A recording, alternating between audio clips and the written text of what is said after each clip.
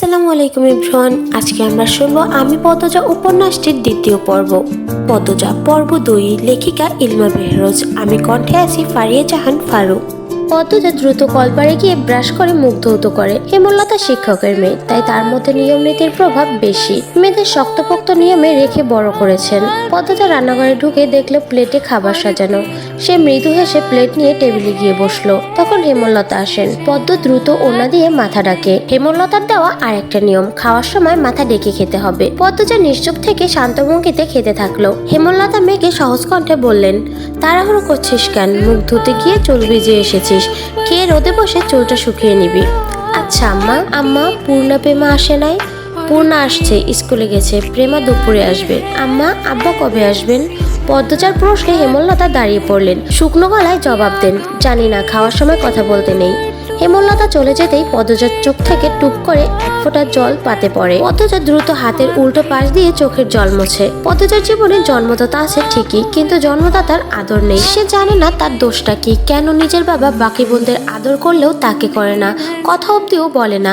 দুইবার মাকে জিজ্ঞেস করেছে সে, আমি কি তোমাদের সত্যিকারের মেয়ে না আম্মা? সন্তান হয় না বলে কি দত্তক এনেছিলে? আব্বা কেন আমাকে এত অবহেলা করে? ও আম্মা বলো না। হেমলতা তখন নিশ্চুপ থাকেন। অনেকক্ষণ পর বলেন, তুই আমার গর্বের সন্তান আর তোর বাবারই মেয়ে। এখন যা পড়তে বস, অনেক পড়তে হবে তোর। ব্যাস এইটুকুই, এর বেশি কিচ্ছু বলে না হেমলতা। পদ্মজার কেন জানি মনে হয় একদিন হেমলতা নিজ থেকে খুব গোপন কোনো কথা বলবেন, তবে সেটা যেন সহ্য করার মতো হয়। এই দোয়াই সারাক্ষণ করে সে। এত কি ভাবছিস, তাড়াতাড়ি খেয়ে ওঠ। হেমলতার কথায় পদ্মজার ভাবনার সুতো ছিল। দ্রুত খেয়ে ওঠে। আজ আমের আচার বানানোর কথা ছিল। সন্ধ্যা কাটতেই বিদ্যুৎ চলে গেল। কয়েক মাস হলো গ্রামে বিদ্যুৎ এসেছে। 8 গ্রাম মিলিয়ে অন্দলপুর, তাদের গ্রামের নাম আটপাড়া। প্রতিদিন নিয়ম করে সন্ধ্যা রাত থেকে 3 ঘন্টা গ্রামে অন্ধকারে তলিয়ে থাকে। আর সারাদিন তো বিদ্যুতের নামগন্ধও থাকে না। বিদ্যুৎ দিয়ে কি লাভটা হলো? পদ্মজা, পূর্ণা, প্রেমা 3 বোন একসাথে পড়তে বসেছিল। বাড়ি অন্ধকার হতেই 9 বছরের প্রেমা খামচে ধরে পদ্মজার ওড়না। পদ্মজা মৃদু স্বরে ডাকলো, আম্মা আম্মা আয়, টর্চ নিয়ে যা। হেমলতার আহ্বানে পদ্মজা উঠে দাঁড়ালো। প্রেমা অন্ধকার খুব ভয় পায়। পদ্মজার ওড়না ছেড়ে পূর্ণার হাত চেপে ধরে। টর্চ নিয়ে রুমে ঢোকার মুহূর্তে পদ্মজা গেট খোলার আওয়াজ পেল। উকি দিয়ে হানিফকে দেখে সে দ্রুত রুমে ঢুকে পড়লো। হানিফ পদ্মজার সৎ মামা। বুবু, বাড়ি অন্ধকার কেন? বাতি টাতি চালাও। হানিফের কণ্ঠ। হানিফ আসছিস? হেমলতা রুম থেকে বেরিয়ে পড়লেন, হাতে হারিকেন। হানিফ সবকটা দাঁত বের করে হাসলো, বলল, হ আমি। আয় ভেতরে আয়। হানিফ বারান্দা পেরিয়ে ঘরে ঢুকে বলল, তোমার সেরিগুলান কইতে? আছে, রুমেই পড়ছে। এই অন্ধকারেও পড়ে? হেমলতা কিছু বললেন না। হানিফ এই বাড়িতে আসলে কেন জানি খুব অস্বস্তি হয় অকারণেই। ওদের খাওয়ার সময় হয়েছে, তুইও খেয়ে নে। এইখানেই খাবো না, তোমার সরাইখানায় যাইতে হইব। কথাটাই রসিকতা ছিল। গ্রামে থেকেও হেমলতা খাওয়ার জন্য আলাদা রুম নির্বাচন করেছে। সেটা হানিফের কাছে রসিকতাই বটে। হেমলতা প্রশ্নের জবাব সোজা সাপটা না দিয়ে বললেন, খেতে চাইলে খেতে আয়। পদ্মজা কিছুতেই খেতে আসলো না। কেমন জড়সড় হয়ে আছে, মনে হচ্ছে হানিফকে ভয় পাচ্ছে বা অবহেলা করছে। হানিফ 6 বছর সৌদিতে ছিল। 3 মাস হলো দেশে ফিরেছে। 3 মাসে যতবার হানিফ এই বাড়িতে পা রেখেছে ততবারই পদ্মজা অজুহাত দিয়ে দূরে দূরে থেকেছে। হেমলতার বিচক্ষণ মস্তিষ্ক মুহূর্তেই ভেবে নিল অনেক কিছু, তাই জোর করলেন না। আজ এই লুকোচুরির ফয়সালা হবে। হানিফ পদ্মজাকে দেখার জন্য অনেক ছলচাতুরি করলো, কিছুতেই সুযোগ পেল না। বিদ্যুৎ আসার ঘন্টাখানেক পরে হানিফ চলে যায়। পূর্ণা প্রেমার রুমে ঢুকতেই পদ্মজা ঝাঁপিয়ে পড়ে। শ্বাসরুদ্ধকর কণ্ঠে বলল, কতবার না করেছি লোকটার পাশে বেশিক্ষণ না থাকতে, তোরা কেন শুনিস না আমার কথা? পূর্ণা ও প্রেমা বিস্ময়ে হতবিম্ব। পদ্মজা কখনো তাদের এমন নিষেধ দেয়নি, তাহলে এখন কেন এমন বলছে? হেমলতার রুমে ঢুকতেই পদ্মজা চুপসে গেল। পদ্ম, আমার রুমে আয়। মায়ের এমন কঠিন কণ্ঠ শুনে পদ্মজার কলিজা শুকিয়ে আসে। হেমলতা নিজের ঘরে চলে যান। হেমলতা মেয়ের দিকে তীক্ষ্ণ দৃষ্টিতে তাকিয়ে আছেন। পদ্মজা নতজানু হয়ে কাঁপছে।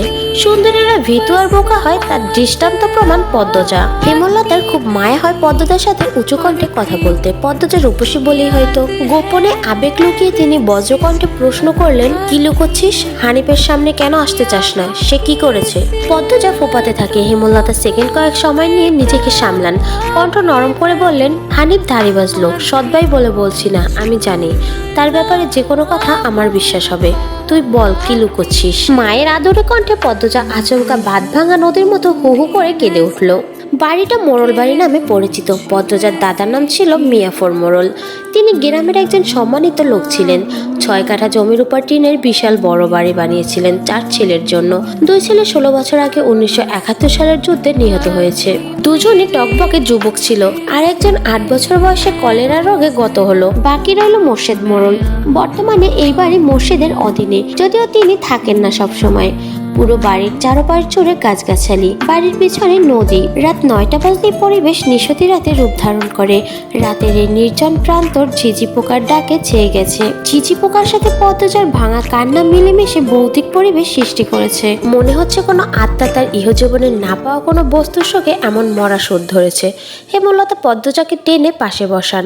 পদ্মজা ডান হাতের উল্টো পাশ দিয়ে চোখের জল মুছে হেমলতাকে বলল, মামা, সৌদিতে যাওয়ার আগের দিন আমাদের সবার দাওয়াত ছিল না নানু বাড়ি? খালামুনি, ভাই বোনেরা এসেছিল। সেদিন ঢাকা থেকে যাত্রার লোক আসছিল স্কুলে, মনে আছে আম্মা? আছে। উঠানে ধপ করে একটা আওয়াজ হয়। হেমলতা পদ্মজা কেঁপে উঠল। পূর্ণাপেমা দরজায় কান পেতে রেখেছিল মা বোনের কথা শুনতে। হুট করে কিছু পড়ে যাওয়ার আওয়াজ হতে দুজন ভয় পেয়ে যায়। দরজা ঠেলে হুড়মুড়িয়ে রুমে ঢুকে পড়ে। হেমলতা বড় মেয়ের সাথে গোপন বৈঠক ভেঙে দ্রুত পায়ে বারান্দায় এসে দাঁড়ান। উঠানে বিদ্যুৎ নেই, হারিকেন জ্বালান। পিছনে 3 মেয়ে এসে দাঁড়িয়েছে। একজন মায়ের 3 মেয়ে নিয়ে একা এত বড় বাড়িতে বাস করাও যুদ্ধ বটে। হেমলতা গলা উঁচিয়ে প্রশ্ন করলেন, কে ওখানে? আমি। চিরপরিচিত এই কণ্ঠ চিনতে হেমলতার বিড়ম্বনা হলো না। তিনি ব্যস্ত পায়ে উঠানে নেমে আসে।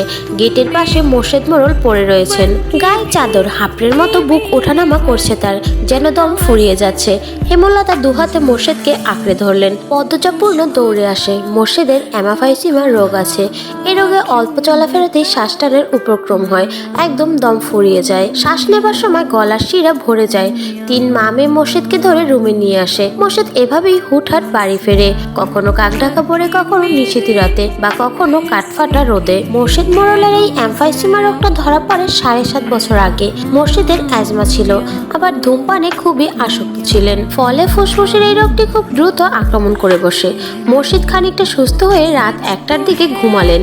পূর্ণাপেমা রুমে গিয়ে শুয়ে পড়েছে। পদ্মজা বারান্দার রুমে জিম মেরে বসে আছেন। জানালার বাইরে চোখের দৃষ্টি, জ্যোৎস্না যেন গলে গলে পড়ছে। কি সুন্দর দৃশ্য। পদ্মজার মন বলছে মা আসবে তার খোঁজে, পুরো ঘটনাটা শুনতে আসবেই। সত্যি তাই হলো। কিছুক্ষণ পরেই হেমলতা আসলেন। আম্মা, বাতিটা নিভিয়ে দাও, পদ্মজা বলল, কণ্ঠ খাদে নামানো। হেমলতা বাতি নিভিয়ে পদ্মজার পাশে বসলেন। পদ্মজা তৈরি ছিল, তবুও অপ্রস্তুত হয়ে পড়ে। খুব অস্বস্তি হচ্ছে। সে গোপনে দীর্ঘশ্বাস ছাড়ল। পদ্মজা যখন 4র্থ শ্রেণীর ছাত্রী, বয়স 10 ছিল। খুব কম বয়সে তাকে স্কুলে পাঠানো শুরু করেন হেমলতা। সেদিন নানা বাড়িতে সবার দাওয়াত পড়ে। হানিফ চলে যাবে সৌদিতে, তাই এত আয়োজন। পরিবারের মিলন আসর বসে। স্কুল মাঠেও সেদিন নাচ গান অনুষ্ঠিত হয়। বাড়ির সবাই সেখানে চলে যায়। বাড়িতে থাকে শুধু পদ্মজার বৃদ্ধ নানা আর হানিফ। পদ্মজা ঘুমিয়েছিল, তাই বাকিদের সাথে যেতে পারেনি। যখন ঘুম ভাঙে, আবিষ্কার করলো বাড়িতে কেউ নেই। মোর্শেদ হঠাৎ করে অসুস্থ হওয়াতে হেমলতা বাপের বাড়িতে উপস্থিত ছিলেন না। পদ্ম নাকি? পদ্মজা বাড়ি থেকে বের হওয়ার উপক্রম হতেই কানে আসে হানিফের ডাক। পদ্মজা মিষ্টি করে হেসে মাথা নাড়ালো। হানিফের লোলুপ দৃষ্টি তখন পদ্মজার সারা শরীর ঘুরে বেড়াচ্ছে। এইটুকু মেয়ের ফর্সা চামড়া বিকৃত মস্তিষ্কের হানিফকে যেন বড্ড টানে। আয় তো, আমার ঘরে আয়। সহজ সরল শিশুসুলভ পদ্মজা মামার ডাকে সাড়া দিল। সে শুনেছে মামা ভাগ্নে যেখানে, আপদ নেই সেখানে। অথচ সেদিন মামাকেই ঘোর বিপদ হিসাবে জানলো। পদ্মজার রুমে ঢুকতেই হানিফ দরজা লাগিয়ে দিল। পদ্মজার মন কেমন করে ওঠে হানিফের অদ্ভুত চাহনি আর দরজা লাগানো দেখে। হানিফ কুৎসিত অঙ্গভঙ্গি প্রদর্শন করতে থাকে। পদ্মজার দেখে খুব খারাপ লাগছে, ভয় করছে। এদিকে আয় তো, তোর লগে গল্প করি। হানিফ বিছানায় বসে পদ্মজাকে কাছে ডাকে। পদ্মজা কাছে যেতে সংকোচ বোধ করে। হানিফ পদ্মজার ডান হাত ধরে টেনে কোলে বসায়। তুই জানোস তুই যে সবার থেকে বেশি সুন্দর? হানিফের প্রশ্ন পদ্মজার কানে ঢোকেনি। সে মুচড়াতে থাকে হানিফের কোল থেকে নামার জন্য। আপত্তিকর স্পর্শগুলো পদ্মজার খুব খারাপ লাগছে, কাঁদতে ইচ্ছে হচ্ছে। মুচড়াস কেন রে সেরি, শান্ত মতো বইয়ে থাক। মামা মেলা থাইকা সাজানোর জিনিস কিনা দিমু। হানিফ শক্ত করে 2 হাতে ধরে রেখেছে পদ্মজাকে। পদ্মজা কিছুতেই নামতে পারছে না। মামা, আমি চলে যাব, কাঁদো কাঁদো হয়ে বলল পদ্মজা। কই যাবি? মামার দ্বারে থাক, বলল হানিফ। হানিফের শক্তপোক্ত হাতের স্পর্শগুলো শুধু অস্বস্তি দিচ্ছে না, স্পর্শকাতর জায়গাগুলো ব্যথায় বিষিয়ে উঠছে। পদ্মজা কেঁদে উঠে বেজা কণ্ঠে বলল, বাড়ি যাব আমি, ব্যথা পাচ্ছি মামা। হানিফ হাতের ভেতর নরম করে আদরে গলায় বলল, আচ্ছা আচ্ছা আর ব্যথা দিব না, কান্দিস না। পদ্মজা চট করে কোল থেকে নেমে পড়লো। হানিফকে তার আজরাইল মনে হচ্ছে। মায়ের কাছে সে আজরাইলের গল্প অনেক শুনেছে। আজরাইল যখন জান নিতে আসবে তখন শরীরে খুব কষ্ট অনুভব হবে। এই মুহূর্তে যেন ঠিক তেমনই অনুভূতি হলো। তাহলে তার হানিফ মামাই কি আজরাইল? পদ্মজা দরজা খুলতে পারবে না, তাই হানিফকে ভীতু কণ্ঠে অনুরোধ করলো, মামা দরজা খুলে দাও। কেন, আমি তোরে যাইতে কইছি? হানিফের কর্কশ কণ্ঠের ধমকে পদ্মজা ভয়ে কেঁপে উঠল। তার চোখ বেয়ে জল পড়তে থাকে। হানিফ পদ্মজাকে জোর করে কোলে তুলে নেয়। পদ্মজা কাঁদছে, তার খুব ভয় লাগছে। বারবার বলছে, মামা আমি বাড়ি যাব। হানিফের তাতে বিন্দুমাত্র ক্রুক্ষেপ নেই। বাড়িতে কেউ নেই, বৃদ্ধ সৎ বাবা কানে শোনে না। পদ্মজা হানিফকে কিলঘুষি দিতে থাকে, সেই সাথে জোরে জোরে কান্না শুরু করে। এভাবে কাঁদলে পাশের বাড়ির যে কেউ চলে আসবে। হানিফের রক্ত টকবক করছে উত্তেজনায়। সে দ্রুত ওড়না দিয়ে পদ্মজার মুখ হাত পা বেঁধে ফেললো। পদ্মজার দু চোখের পানি হানিফের চোখে লাগেনি। হানিফ ভীষণ আনন্দ পাচ্ছে, পৈশাসিক আনন্দ পাচ্ছে। সে সিগারেট জ্বালায়। খুব আনন্দ হলে তার সিগারেট টানতে ইচ্ছে হয়। সিগারেট টানতে গিয়ে মাথায় আসে নৃশংস ইচ্ছা। নাক মুখ দিয়ে ধোঁয়া উড়িয়ে সিগারেট দুই আঙ্গুলের মাঝখানে রেখে পদ্মজার বাম পায়ের তালুতে চাপ দিয়ে ধরে রাখে। পদ্মজা হাউমাউ করে কেঁদে উঠল। হেমলতা দু হাতে শক্ত করে মেয়েকে বুকের সাথে জড়িয়ে ধরেন। পদ্মজা কাঁদতে কাঁদতে বলল, আম্মা তখন আমার খুব কষ্ট হচ্ছিল, আমার দমটা বেরিয়ে যাচ্ছে মনে হচ্ছিল। আমি তোমাকে খুব ডাকছি আম্মা, তুমি আসোনি। পদ্মজার কথাগুলো হেমলতার বুক রক্তাক্ত করে দেয়। এ যেন 1971 সালে পাকিস্তানিদের নৃশংসতা। নিজের চোখে তিনি দেখেছেন পাকিস্তানিদের নিষ্ঠুরতা। হানিফ আর তার দেখা অত্যাচারী পাকিস্তানিদের মধ্যে কোনো তফাৎ নেই। হেমলতা নির্বাক, বাকরুদ্ধ, শুধু অনুভব হচ্ছে তার বুকে পড়ে তার আদরের পদ্মজা হাউমাউ করে কাঁদছে। সর্বাঙ্গ যেন কাঁপছে। হানিফকে ক্ষতবিক্ষত করে দিতে হাত নিষ্ফিস করছে। সেদিন একটুর জন্য পদ্মজার ধর্ষণ হয়নি। বাড়িতে সবাই ফিরে এসেছিল। পদ্মজা পোড়া স্থানের যন্ত্রণা সহ্য না করতে পেরে অচেতন হয়। বাকিটুকু আর পদ্মজাকে বলতে হয়নি। হেমলতা জানেন পদ্মজার গা কাঁপিয়ে জ্বর আসে। 21 দিন বিছানায় ছিল। ততদিনে হানিফ দেশ ছেড়ে চলে যায়। পদ্মজার ভয়ে লজ্জায় ঘটনাটি কাউকে বলেনি। আজকের পর্ব এতটুকুই। পর্বটা যদি তোমাদের কাছে ভালো লাগে তাহলে অবশ্যই ভিডিওটাতে একটা লাইক দিয়ে চ্যানেলটা সাবস্ক্রাইব করে দিবে। আর উপন্যাসটা পড়ার ভিতরে আমার যদি কোনো ভুল হয় সেটা তোমরা সবাই ক্ষমার দৃষ্টিতে দেখবে। আল্লাহ হাফেজ।